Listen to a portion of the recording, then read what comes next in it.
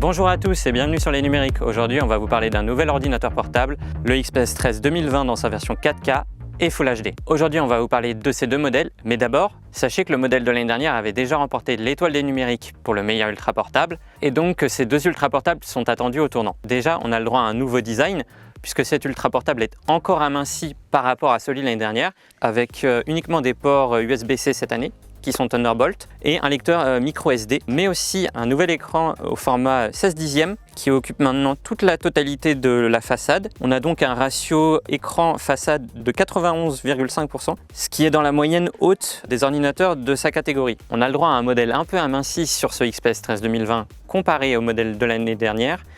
On aurait pu croire que ça a mené à différentes concessions, notamment sur le clavier, mais ce n'est pas le cas.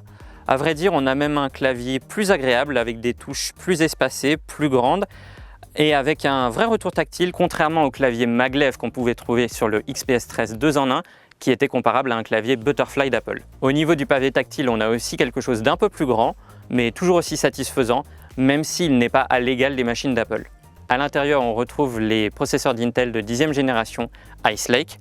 Peu de changements sur les performances processeurs, mais on a une nouvelle partie graphique qui nous permet de faire un peu plus de choses, même si vous ne jouerez pas à des titres récents ni ne ferez du montage vidéo avec cet ordinateur-là.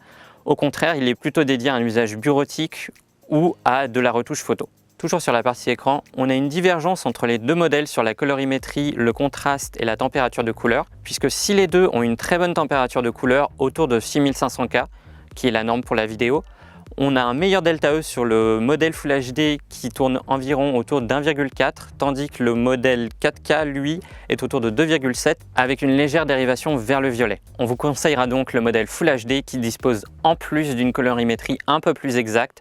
Donc si vous avez des travaux de retouche à faire, ce sera plus sur le modèle Full HD que sur le modèle 4K. Côté connectivité, on a le droit à des ports USB-C Thunderbolt, du Bluetooth 5 et du Wi-Fi 6. Ce qui est très important puisque pour des ultra portables, on les utilisera surtout dans un usage nomade et le XPS 13 ne vous laissera pas tomber puisqu'à l'intérieur, on retrouve une puce Intel Wi-Fi qui sera tout à fait satisfaisante.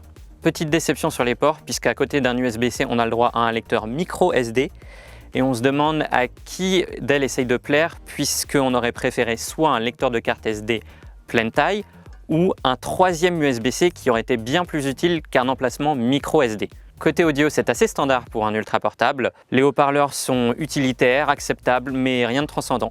Il y a également un traitement de signal sur la partie audio qui vous sera bénéficiable sur la partie casque, mais qui est à éviter sur la partie haut-parleur. Concernant l'autonomie, on vous recommandera beaucoup plus volontiers le modèle Full HD qui a tenu plus de 10 heures dans notre protocole de test, contrairement au modèle 4K qui, lui, n'a tenu que 6 heures. Le modèle Full HD est donc clairement le plus endurant des deux. Pour conclure, le XPS 13 reste donc un ultra portable premium et peut-être que si vous cherchez un modèle plus abordable que ceux-ci qui seront vendus à partir de 1500 € pour la version Full HD et 1799 € pour la version 4K, il sera peut-être plus judicieux de vous tourner vers le modèle de l'année précédente ou un autre modèle par exemple de chez HP comme le EliteBook X360 830 G6.